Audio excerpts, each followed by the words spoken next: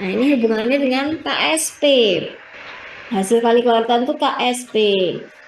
Nah, apa rumusnya KSP? Nah, KSP itu misal saya punya MgOH2, tinggal perkalian ion positif dan ion negatif. Ion positifnya Mg12, ion negatifnya adalah OH-. Pangkat koefisien, ini Mg-nya ada satu, berarti pangkatnya satu. OH-nya ada dua, berarti pangkat dua. Nah, sudah. Ya, berarti tugas kita mencari ini dan itu. Dari mana, Mbak? Dari sini. Nah, yuk. MgOH2-nya kita uraikan terlebih dahulu. MgOH2 terurai menjadi Mg2 plus 2OH-. Biasanya kalau ngomongin pH itu tidak pernah lepas dari asam dan basa. Tidak lepas dengan H+ dan OH-. Kalau pH 10 di atas 7, berarti jelas itu basa. Maka kaitannya dengan apa? Kaitannya dengan OH-, masuknya ke sini. Iya kan? Oke, pH 10 berarti artinya konsentrasi OH-nya sama dengan berapa? Sorry. POH-nya dulu ya, biar nggak pusing ya. Kalau pH-nya 10, berarti POH-nya 4. 14 dikurangi 10. Kalau POH-nya 4, berarti konsentrasi OH-nya adalah 10 min 4. Ya sudah, lebokkan ke sini. Gitu. Berarti ini tadi 10 pangkat min 4. Dapat dan OH-nya. Yang belum dapat Mg2+-nya di sini. Nah, dapat dari mana, Mbak? Main koefisien. Kalau 2 itu 10 min 4. Lah kalau 1 berapa? Jangan bilang 10 min 2 loh ya. Ya, ini main koefisien. Berarti artinya ini boleh tak tulis 1 kan gitu. Ini 1. Ya kan? Kalau 2, beli 2 itu harganya 1. Nah, kalau beli 1, berarti artinya di sini berapa? Setengah kali 10 min 4. Bolak dapat. Ini tinggal masuk. Masuk ke sini. Wes, yuk, berarti berapa? Ini setengah kali 10 min 4 dikali OH-nya 10, 1 kali 10 min 4 dikuadratkan. Oke, berarti 10 min 4 kuadrat berarti 10 min 8. Sama ini 10 min 4. Setengah itu 0,5 ya, kayak gini. Berarti 5 kali 10 min 12 sama 10 min 1 berarti min 13. 5 kali 10 min 13. Maka kita kunci jawabannya ada di option E. Oke, bisa dipahami sampai situ? Yes, oke. Next, 8 ini teori ya. Protein merupakan biomolekul dari asam amino. Kalau asam amino itu, ya asam amino itu posisinya adalah ikatan antara asam karboksilat. Ya, asam amino adalah asam karboksilat. Ini kelas 2 semester 2. Banyak yang skip ya di sekolah ya. Dan asam karboksilat dan amonia. Nah, amonia. Berarti posisinya ini ada CH3, COO begitu ya. Terus nanti akan bereaksi dengan amoniaknya. Jadi gampangannya begini. Ada jangan dihapus ini, maaf. Ada gugus karboksilat dan bukan ditambah tapi ada gugusnya. Ya, ada gugus karboksilat dan ada gugus amonia. Nah, cara gambarnya begini. Ya, posisi asam amino, C itu tangannya 4. Nah, seperti ini. Yang di atas dikasih H, yang bawah ini misalkan R, begitu ya, R-nya saya taruh di sini aja, R. Nah, di sini ada ikatannya misalkan COOH, di sininya berarti NH3. Nah, cuman ketika dia berikatan teman-teman, ini berikatan lagi, maka posisinya OH-nya diilangi, diambil, ini hanya diilangi 1. Berarti dilepas H2O-nya. Ini NH, ya, ini berarti jadi CO. Nah, cuman berulang. Jadi di sini ketemu NH lagi, ketemu C, ini H, ini R, ini CO. Begitu seterusnya. Ini berarti NH lagi, ini C, ini H, ini R, ini CO. Berulang. Nah, maka ada ikatan antara CO dengan NaNH, CO dengan NH, maka inilah yang disebut dengan ikatan peptida. Nah, ikatan peptida ini sebagai ciri khas sebuah asam amino, di mana asam amino adalah penyusun dari protein. Maka jawabannya adalah yang C. Oke, next nomor 9. Ya, ini bicara tentang apa? Termokimia.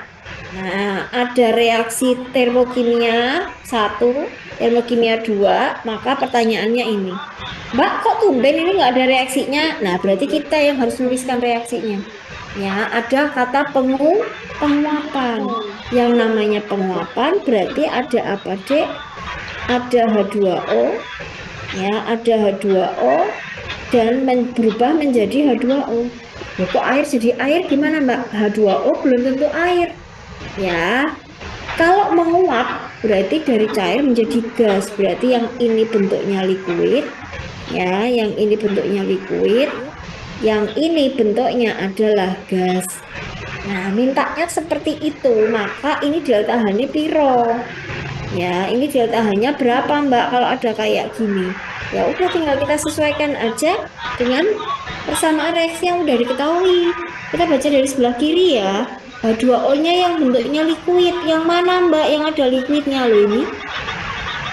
Tapi adanya di kanan, sementara yang diminta di sebelah kiri. Berarti ini reaksi kudu dibalik. Kok tebel banget sih ini. Wait. Berarti reaksinya kudu dibalik. Nah, kalau dibalik konsekuensinya delta H-nya menjadi apa? Positif 286. Nah, sekarang geser lagi ke sebelah kanan. H2O yang bentuknya gas itu di sini.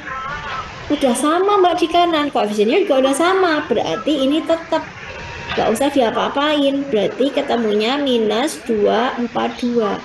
Ketemu deh. Berarti delta H-nya sama dengan plus ini 4, itu 4 plus 44 kilojoule per mol. Kenapa per mol? Karena koefisiennya 1.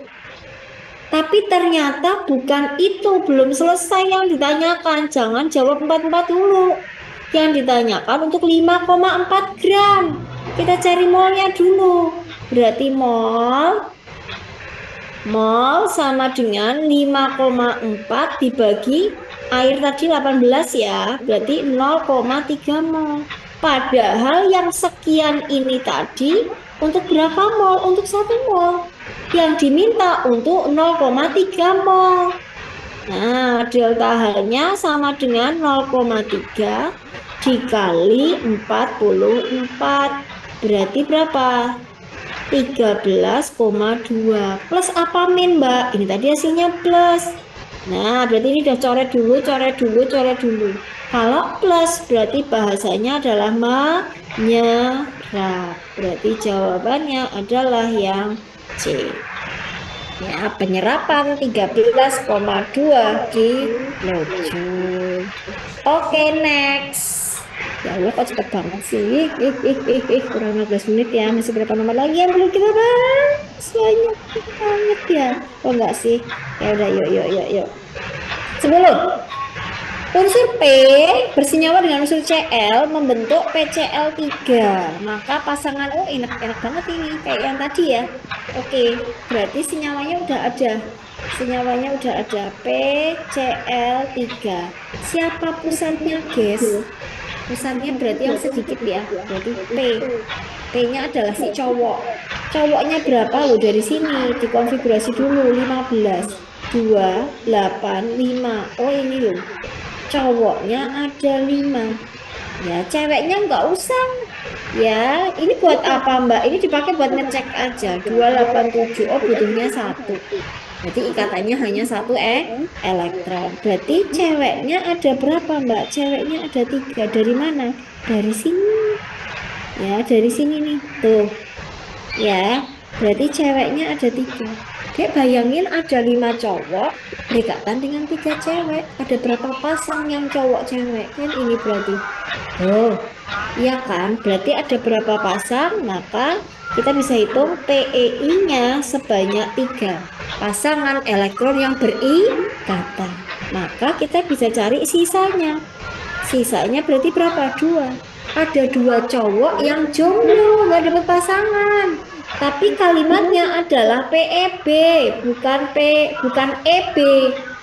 Pasangan, ada 2 cowok jomblo, berapa pasang? Jangan minta ini untuk berjodoh ya, kita nggak sampai ke situ mikirnya ya. Maka PEB-nya ada 1. Pasangan elektron bebasnya ada 1. Tadi aturannya, oh ini nggak bisa bentuk ya, cuma menentukan PEB-nya aja. Oh ya pena, ini udah ketemu.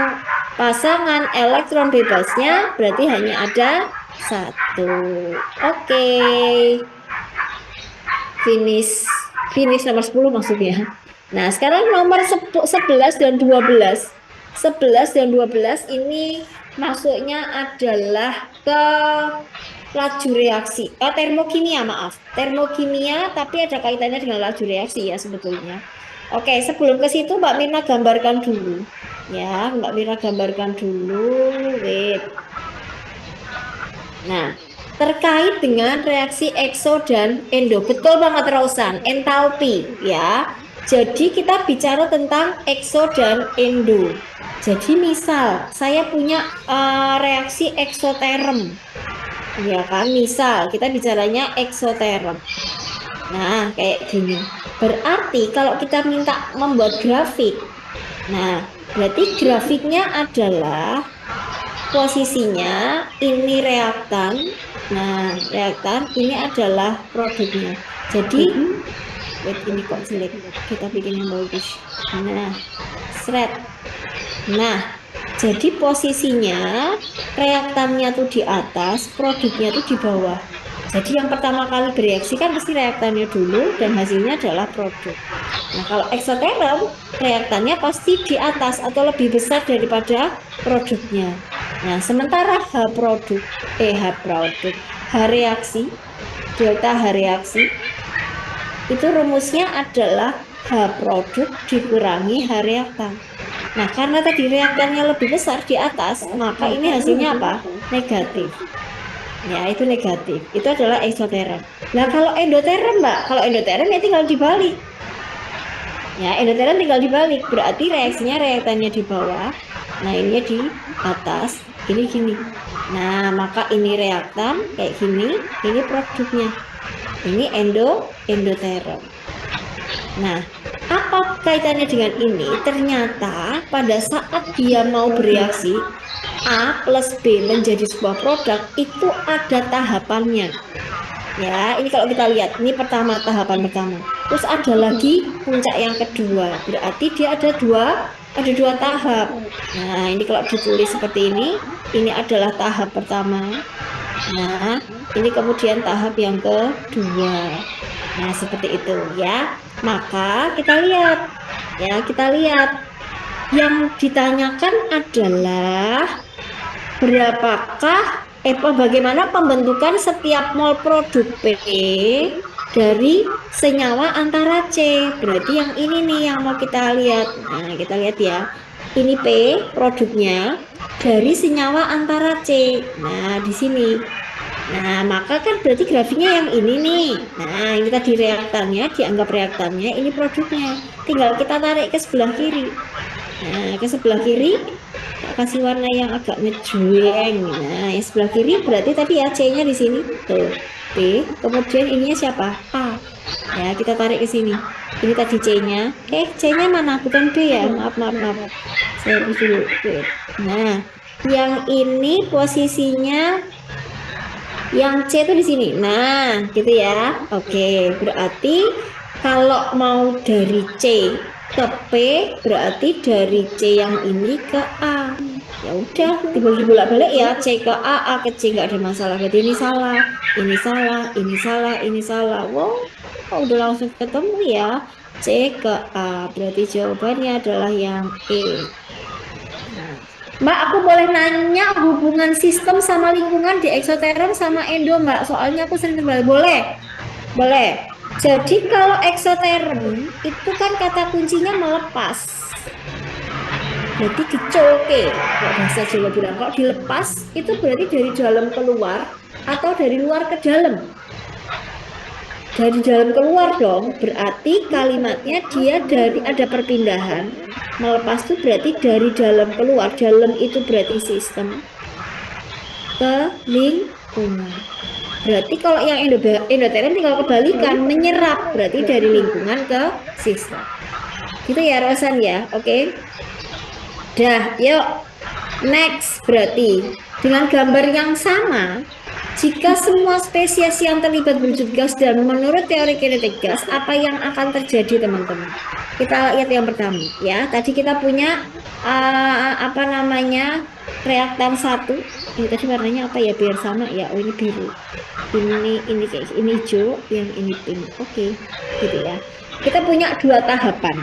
Nah, mana yang berpengaruh di dalam suatu reaksi? Kalau ada kayak gitu, yang berpengaruh adalah yang reaksinya paling lambat. Jadi pada saat ada tahapan reaksi, maka ada dua nih, ada yang lambat dan ada yang cepat. Nah, yang menentukan yang mana, Mbak? Yang lambat. Ya, jadi kita bisa melihat reaksi itu terjadi atau enggak itu dilihat dari yang reaksinya lambat. Lah dari mana tahu lambatnya, Mbak? Yang kaitannya dengan energi aktivasi. Nah, EA atau energi aktivasi. Yang energi aktivasinya paling besar itu adalah lambat. Loh, EA itu apa, Mbak? EA itu adalah jarak antara puncak tertinggi dengan dasar. Jadi seperti ini misalkan. Ini nggak kelihatan ya. Nah, kita bikin yang agak memuncak gitu ya. Nah, wait. Oke, nah seperti ini. Maka yang namanya EA ini puncak tertingginya di sini ya, dengan dasar dengan reaktannya. Ya, dengan reaktannya di sini nih berarti. Nah, inilah yang namanya EA. Jadi EA adalah jarak antara reaktan dengan puncak tertinggi. Kalau endoterm berarti ini reaktannya di sini. Nah, ini adalah EA-nya. Makin besar EA-nya, maka reaksinya makin lambat. Nah, sekarang kita lihat dari sini. Yo, EA-nya yang pertama yang mana, Mbak? Berarti ini dong. Nah, ini EA pertama. Ya kan? EA keduanya yang mana, Mbak? Yang di sini ini EA kedua. Nah, nih. Yuk, berarti mana yang berpengaruh gitu posisinya. Nah, berarti kan paling gede ada di sini ya, EA1 ya. Katakanlah ini 1, ini nomor 2. Oke.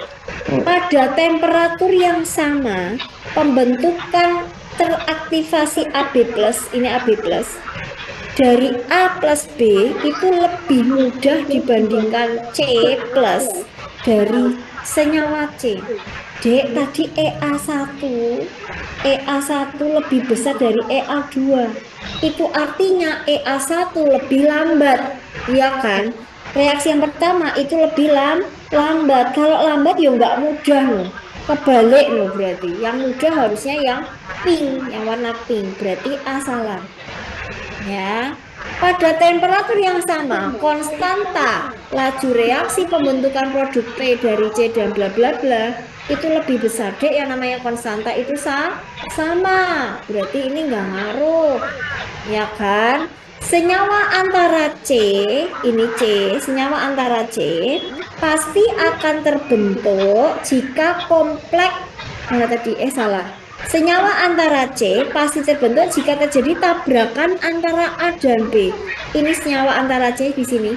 Ini senyawa antara C pasti terbentuk kalau A sama B-nya tabrakan. Gampangannya kamu bikin roti. Rotinya pasti terbentuk kalau tepung dan telurnya direaksikan. Betul apa salah? Salah, belum tentu. Ya kalau komposisi A sama B-nya itu benar. Nah, kalau salah, ya salah. Ya kan? Jadi belum tentu. Dia baru pasti akan terbentuk kalau sudah sampai di puncak. Sudah terbentuk AB+, barulah dia akan menjadi C. Tapi kalau hanya sekedar bertabrakan, ketemu, belum tentu jadi. Nah, berarti yang C juga salah. Ya. Produk P pasti akan terbentuk jika C plus sudah terbentuk. Oh ya benar. Tadi kan saya bilang ketika ini sudah sampai di puncak, pasti yang di sisinya pasti pasti terbentuk. Berarti ini betul jawabannya adalah yang C. Kok nggak enak ya? Kurang gede. Nah, gini. Ya, berarti jawabannya adalah yang C. Gitu ya, oke. 10 ini sudah, ada lagi. Oh ini, satu lagi ya kayaknya. Banyak ternyata saudara-saudara belum terkerjakan. Belum, ini tadi udah ya. Tadi udah nggak sih? Sudah. Ini tadi udah. Berarti tinggal ini aja. Yuk, tinggal 2 nomor ya. Oke, yuk. Ini udah pernah ya. Ingat caranya menentukan adalah yang naik. Yang naik itu mesti produk. Yang turun, nah ini mesti reaktan. Nah, ini pasti reaktan. Ya sudah, reaktannya berarti A dan C, gitu kan? Produknya berarti B. Tinggal kita cari koefisiennya dari perubahannya. B-nya dari 0 ke 0,6. A-nya dari mana? 0,5 ke 0,3, berarti 0,2. C-nya dari 0,3 ke 0,2, 0,1. Berarti bisa kita sederhanakan 2 banding 1 banding 6. Masuk ke koefisien, jebret. Berarti jadinya apa? 2A plus C jadi 6B. Maka jawabannya adalah yang B. Oke, the last number ini. Yes, nomor 16. Mana yang bersifat optis aktif? Sepertinya Mbak Mira juga pernah nerangin ini di minggu-minggu yang lalu. Optis aktif adalah syaratnya ada C pada posisi kiral. Kiral itu yang gimana? Yang keempat tangannya mengikat gugus yang berbeda semua. Kalau ini ada X, Y, Z, A, ya, maka keempat-empatnya mengikat gugus yang beda. Nah, berarti ada A, X, Y, Z itu beda semua. Ya sudah, ayo kita lihat. Dek, kalau yang ada siklo-siklonya tuh mesti enggak. Kenapa Mbak? Coba kita lihat. Siklo tuh pasti rantainya tertutup, Dek. Heksa tuh berarti 6. 1, 2, 3, 4, 5, 6. 1 metil misalkan di sini. Berarti kan jarak ini ke sini sama ini ke sini sama. Nah, berarti nggak mungkin ada yang namanya viral. No, no. Ya, tinggal yang C yuk. Kita lihat yang C. Yang C, pente. Pente itu 5. Ya kan? 2 pente. Berarti rangkapnya di nomor 2. 2 bromo. Berarti ini BR. D, ini berarti diisi CH3. C itu tangannya 4 ya. Ini CH2. Ini CH aja. Ini CH3. Ini habis. Loh, berarti nek CH3 kan H, ke sana H, ke sini H. Nggak mungkin. Nggak mungkin ini ada yang beda, ini nggak mungkin beda, ini nggak mungkin beda. Berarti senternya cuma di sini. Nah, tapi kok ada rangkap? Kalau rangkap nggak boleh, karena dianggap berikatan 2. Berarti no, no. Nggak boleh yang ada rangkapnya. Nah, tinggal D sama E. Yuk, D-nya gimana itu? Berarti penta. 1, 2, 3, 4, 5. 2 hidroksi di sini. Yo, iki diisi CH3, CH2, CH2. Ini CH, ini CH3. Nah, ini tak gambarkan di sini. Coba kita lihat. Yo, ini CH3 nih yang kiri, yang bawah OH, yang kanan banyak, yang atas H. Sama nggak, Dek? Nggak sama kan? Beda-beda semua toh. Nah, itulah yang disebut dengan kiral. Nah, berarti yang kiral adalah 2 hidroksipentana alias D. Oh, udah lewat ya? Boleh yuk di SS dulu ya. Kita mulai dari belakang ya. Oke, silakan kalau mau di SS dulu dari sekarang silakan. Saking semangatnya ya.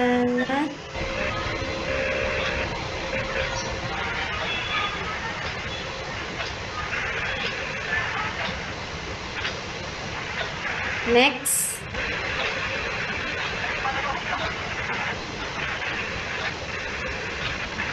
Next.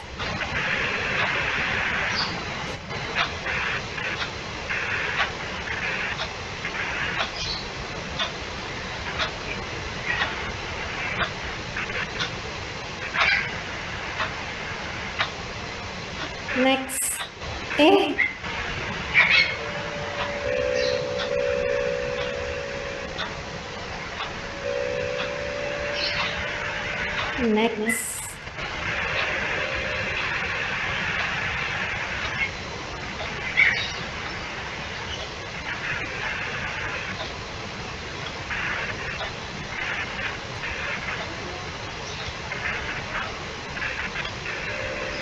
Next.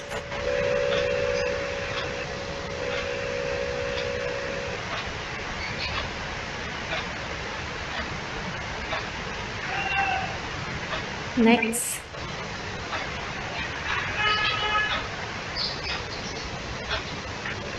Next.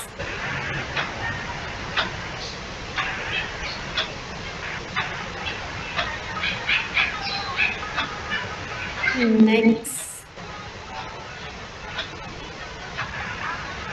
Okay.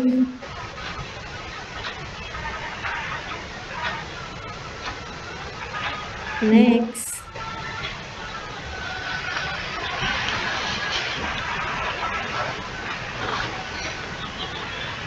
Next.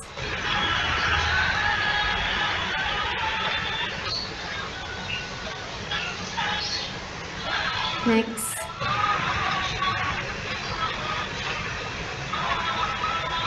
Next. Next. Next. Next.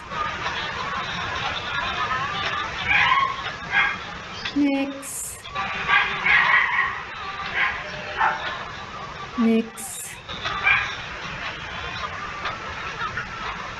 Next. Next. Banyak ya materi kita hari ini. Wow. Next. Hari ini udah ada yang mulai tes ya? Mau 10 ya? Hari pertama ini. Hari pertama. Adakah yang tes hari ini? Ada nggak yang udah tes hari ini? Belum? Ini hari pertama. Nggak sih? Next. Next. Next.